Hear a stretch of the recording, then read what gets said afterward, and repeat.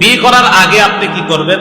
আগে আপনি দোয়া করবেন। দোয়াটা সবাই পারেন, বেশি বেশি দোয়া করবেন। এখনো যারা বিয়ে করেন নাই, আজকে থেকে এই দোয়া চালু করেন। রব্বানা আতিনা ফিদ দুনিয়া হাসানা ওয়া ফিল আখিরাতি হাসানাতাও ওয়া কিনা আযাবান নার। রব্বানা আতিনা ফিদ দুনিয়া হাসানা, এই হাসানা যখন বলবেন তখন মনে মনে নিয়ত করবেন নেককার দিনদার সুন্দরী একটা বিবির ব্যবস্থা আল্লাহ করে দেন। আব্দুল্লাহ ইবনে আব্বাস বলছে হাসানা দ্বারা উদ্দেশ্য এখানে সুন্দরী নেককার দিনদার বিবি।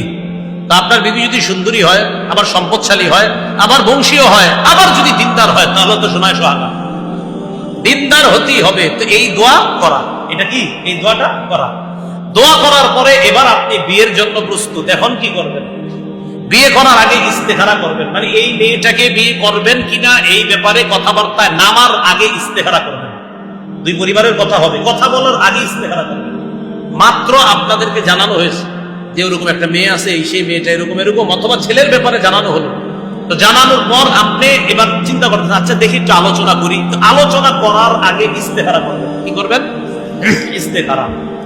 ইস্তেখারাটা কিভাবে করবেন আমি আরবিটাও বলতেছি, বাংলাটাও বলি। আরবিটা মনে রাখতে পারলে ভালো, না পারলে বাংলাটা তো ইনশাল্লাহ মনে রাখতে পারবেন। রাসূলুল্লাহ সাল্লাল্লাহু আলাইহি সাল্লামের সাহাবী আবু আইয়ুব আনসারী রাদিয়াল্লাহু তাআলা আনহুর বিয়ে করবে। তো বিয়ে করার সময় কি করবে? পরামর্শ করতে গেছে নবীজির কাছে। যেমন আপনারা অনেক মুসল্লিরা ইমাম খতিব সাহেবদের সাথে পরামর্শ করেন না? একটা কিতাব আছে আপনার সহিহ ইবনে হিব্বান, এই কিতাবের 4040 নম্বর হাদিস। 4040 কত হয়? 4040। এই হাদিসের মধ্যে আসছে আবু আইয়ুব আনসারী রাদিয়াল্লাহু তাআলা রাসূলের কাছে গেছে। যাওয়ার পর বললেন, হুজুর আমি তো বিয়ে করব, কি করি? নবীজি বললেন, উক্তুম, তুমি যে বিয়ে করবা এই বিষয়টা গোপন রাখো। বিয়ের বিষয়টা, হুজুর বিয়ের পক্ষ থেকে প্রস্তাব আসছে, এরকম কথাবার্তা কি করবো? তো নবীজি বললেন গোপন রাখো। তাহলে আমাদের প্রথম কাজ বিয়ের প্রস্তাবটা গোপন রাখা। আচ্ছা, এরপর ওযু করবা। ওযু করে তুমি যত রাকাত পারো নফল নামাজ পড়বা। পড়ার পর এরপর তুমি আল্লাহর কাছে একটা দোয়া করবা। বুখারীতে আছে আল্লাহুম্মা ইন্নী আস্তাগফিরুকা বিইলমিকা ওয়া আস্তাগফিরুকা বিকুদরতিক, এতটুকু আছে বুখারী। সহিহ ইবনে হিব্বানে আছে এইভাবে আল্লাহকে বলা, আল্লাহুম্মা ইন্নাকা তাকদিরু ওয়া লা আকদিরু। বাংলাটা হলো, আমি পরে বাংলাটা পুরোটা শুধু বলবো, এখন আরবির সাথে বাংলাটা বলি। আল্লাহুম্মা ইন্নাকা তাকদিরু ওয়া লা আকদিরু, আল্লাহ আপনি সক্ষম, আমি অক্ষম। ওয়া তা'লামু ওয়া লা আ'লামু, আল্লাহ আপনি সব জানেন, আমি কিছুই জানি না। ওয়া আনতা আল্লামুল গুয়ুব, আল্লাহ অদৃশ্যের সব খবর আপনি জানেন, আমি কিচ্ছু জানি না। আল্লাহুম্মা ইন কুনতা তা'লামু আন্না ফি ফুলানা ওয়া তুসাম্মিহা বিইসমিহা।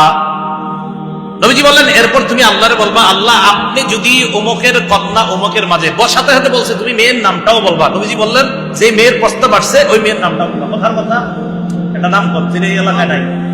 আচ্ছা ফাতেমা তো আছে, আচ্ছা ঠিক আছে ফাতেমা, আচ্ছা ঠিক আছে, কথার কথা ফাতেমা। তো নবীজি বললেন একটা নাম বলবা, আল্লাহুম্মা ইন কুনতা তা'লামু আন্না ফি ফাতিমা খায়রান লি, ওই মেয়ের নামটা বলবেন যে মেয়ের আর কি আপনার প্রস্তাব আসছে। আল্লাহ আপনি যদি ফাতেমা নামক বা জামিলা বা খাদিজা নামক ওই মেয়ের মধ্যে যদি কোনো কল্যাণ আমার জন্য জেনে থাকেন যে হ্যাঁ এই মেয়েটা আমার বিবি হলে কল্যাণ হবে, ফাকদুরহা লি, এই মেয়েটাকে বিয়ে করা আমার জন্য সহজ করে দিন।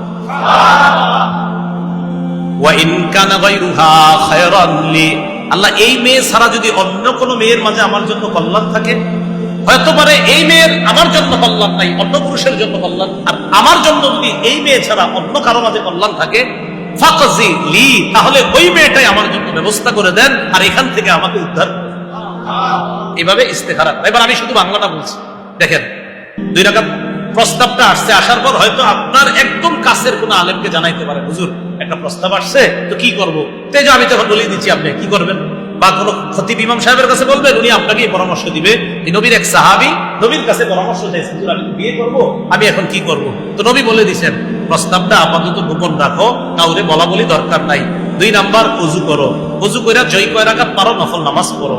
পড়ার পর তুমি আল্লাহকে বলবা, আল্লাহ আপনি সক্ষম, আমি অক্ষম, আল্লাহ আপনি জানেন, আমি কিছুই জানি না, আল্লাহ আপনি অদৃশ্যের সব খবর রাখেন, আল্লাহ অমুকের কন্যা অমুকের সাথে আমার বিয়ের কথা চলবে, কথাবার্তা হবে, আল্লাহ এখন কথায় আগাইতে চাচ্ছি, আল্লাহ আমার এই মেয়েটার বিয়ে করার মাঝে যদি আমার জন্য কল্যাণ থাকে তাহলে আমাকে বিয়ে করাটা সহজ করে দেন, আর যদি এটা ছাড়া অন্য কোনো মেয়ের মাঝে কল্যাণ থাকে তো ওই কল্যাণকর মেয়েটা আমার বিবি হিসেবে আপনি ব্যবস্থা দেন। সহজ না? আরে সহজ নেই। আজ এত কিছু না পারলে এমনি কেন আল্লাহ ওইটা যদি কল্যাণকর হয় মিলাই দেন, না হইলে আরেকটা আর কেমনি কম। ঠিক আছে না ইনশাল্লাহ? আচ্ছা, এগুলো ইস্তেখারা করা। দিনদার মেয়ে আপনি বিয়ে করার আগে এইভাবে ইস্তেখারা করবেন, এরপরে মেয়েটাকে বিয়ে করবেন কিনা সিদ্ধান্তের দিকে আপনি আগাবেন। বিয়ে যখন করবেন, বিয়ে করার ক্ষেত্রে দিনদারিকে প্রাধান্য দিয়ে মেয়েটাকে বিয়ে করে আপনি নিয়ে আসলেন। আসার পর এবার আপনার পরিবারের সূচনা হবে, পরিবার আপনি গঠন করবেন। পরিবার গঠন কিভাবে করবেন? আল্লাহ পাক রব্বুল আলামিন বলেন, ওয়ামদাদনাকুম বিআমওয়ালিন ওয়া বানিনা, আমি তোমাদেরকে সাহায্য করি সম্পদ দ্বারা আর সন্তান দ্বারা। বলেন কি দ্বারা? সম্পদ, সন্তান। তাহলে আমার জীবনের সম্পদ হওয়া এটাও আল্লাহর পক্ষ থেকে আমার জন্য সাহায্য, আমার জীবনের সন্তান হওয়া এটাও আল্লাহর পক্ষ থেকে আমার জন্য সাহায্য। আপনি চাকরি করছেন 60 বছর, এখন আপনি রিটায়ার্ড, আর কিছু পারেন না, কিন্তু আপনি বেঁচে ছিলেন দুনিয়াতে 90 বছর, তাহলে 60 বছর পরে আরো 30 বছর চাকরি ছাড়া আছেন। কিন্তু মাশাআল্লাহ আপনার 4টা এখন সন্তান আছে, আল্লাহ দিছে 2টা সন্তান বা 1টা সন্তান এমন দিছে যেই সন্তানের কারণে এখন অভাব কি জিনিস এটা আপনার চিন্তায় আসে না। ওই সন্তানের মাধ্যমে আল্লাহ আপনার এত সুন্দর ব্যবস্থা। তাহলে সন্তানও মানুষের জন্য সাহায্য আল্লাহর পক্ষ থেকে, সম্পদও সাহায্য। তা আল্লাহ বলেন আমি তোমাদেরকে সাহায্য করি। এই যে তোমাদেরকে সাহায্য করি সম্পদ দিয়ে আর সন্তান দিয়ে, বান্দারা, ইমানদাররা, তোমাদের প্রতি আমি আল্লাহর একটা কথা, এই কথাটাও তোমরা গুরুত্ব দিবা। কি আল্লাহ বলেন? ইয়া আইয়ুহাল্লাযীনা আমানু লা তুলহিকুম আমওয়ালুকুম ওয়ালা আওলাদুকুম আন যিকরিল্লাহ। বলেন সম্পদ দেয় কে? আল্লাহ। সন্তান দেয় কে? আল্লাহ। আবার বলেন আমার সম্পদ দিয়েছে কে? আল্লাহ। আমার সন্তান দিয়েছে কে? আল্লাহ। আল্লাহ বলেন ইয়া আইয়ুহাল্লাযীনা আমানু, হে ঈমানদারগণ, লা তুলহিকুম আমওয়ালুকুম ওয়ালা আওলাদুকুম আন যিকরিল্লাহ। আমি যে তোমারে সম্পদ দিলাম, সন্তান দিলাম, এই সন্তান আর সম্পদ তোমাকে যেন আল্লাহর জিকির থেকে গাফেল করে না দেয়। এই সন্তান সম্পদ তোমার যেন আমার জিকির থেকে গাফেল, উদাসীন বানায় না দেয়। আপনি বাসা থেকে বের হয়েছেন, এশার নামাজের ইকামত চলছে, সন্তান বলল আপনি একটা চিপস দিয়ে যাও। এখন আপনি চিন্তা করলেন চিপসটা দিয়ে এরপরে জামাতে যাই। আপনি চিপস দিয়ে বাসা থেকে আসতে আসতে দেখলেন আইসা জামাতের 2 রাকাত শেষ। আসলে আপনার উচিত হয় না কাজটা, আপনি জামাত করেই চিপসটা নিয়ে যেতেন, সমস্যা ছিল কি? আল্লাহ বলতেছেন তোমাদের সম্পদ আর তোমাদের সন্তান তোমাদেরকে যেন আখিরাত থেকে বিমুখ করে না দেয়।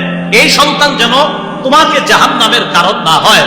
তুমি তোমাকেও জাহান্নাম থেকে বাঁচাও, তোমার সন্তানকেও জাহান্নাম থেকে বাঁচাও। এই জন্য আল্লাহ নবীকে বলছেন ওয়াকমুর আহলাকা বিসসালাহ, নবী আপনার পরিবারকে নামাজের কথা বলেন।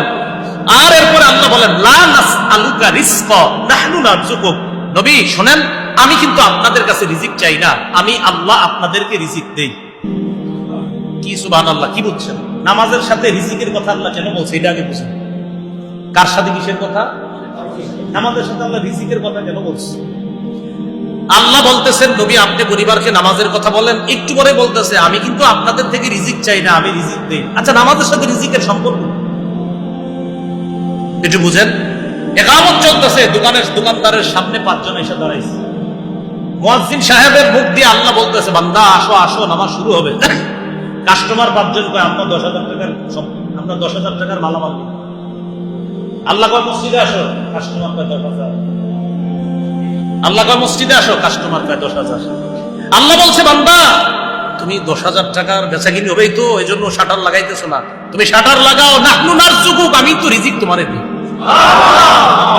নামাজের সাথে রিজিকের সম্পর্ক হয়, রিজিকের চিন্তায় তোমরা নামাজ পড়ো না। আরে মিয়া তোমরা নামাজ পড়ো, রিজিক তো আমি দেই। এই জন্য আল্লাহ বললেন পরিবার গঠন করলা, তোমার সম্পদ তোমার সন্তান তোমার যেন আল্লাহ থেকে ভুলায় না দেয়, আল্লাহ থেকে গাফেল করে না দেয়। এবার কি বলে দেখেন, ওমাইয়াফআল যালিকা, যদি তোমার সম্পদ আর সন্তান তোমারে আখিরাত থেকে বিমুখ করে, ফাউলাইকা হুমুল খাসিরুন, তারা হবে ক্ষতিগ্রস্ত। এই ক্ষতিগ্রস্ত পরিবারকে বাঁচানোর জন্য আল্লাহ বললেন সূরা তাহরীমের যে প্রথম আয়াত, আমি যে প্রথমে আয়াতটা বললাম, ইয়া আইয়ুহাল্লাযীনা আমানু কু আনফুসাকুম ওয়া আহলিকুম নারা, হে ঈমানদারগণ, কু আনফুসাকুম, তোমরা নিজেদেরকে বাঁচাও, ওয়া আহলিকুম, তোমাদের পরিবারকে বাঁচাও, নারা, আগুন থেকে বাঁচাও, ওয়াকুদুহান নাস ওয়াল হিজারা, যেই আগুনের জ্বালানি হলো মানুষ এবং পাথর, এই আগুন থেকে নিজেরাও বাঁচো, তোমার পরিবারকেও তোমরা বাঁচাও। এই জন্য আল্লাহ রব্বুল আলামিন বলেন পরিবারকে বাঁচাও, নিজে বাঁচো। তো সেখান থেকে আবার ফিরে আসি আমরা, পরিবার গঠন হবে একটা পুরুষ একটা নারীর মাধ্যমে। পুরুষ নারী না না, মুসলমানরা ইমানদার নারী ইমানদার পুরুষ। আল্লাহ বলছে, নবী বলছে শুধু ইমানদার না না, শুধু ইমানদার না, নেককার ইমানদার পুরুষ, নেককার ইমানদার নারী, এদের মাধ্যমে একটা পরিবার যখন গঠন হবে, তাদের যে সন্তান দুনিয়াতে আসবে, আমি নবী আশাবাদী ওই সন্তানরা কল্যাণকর সন্তান।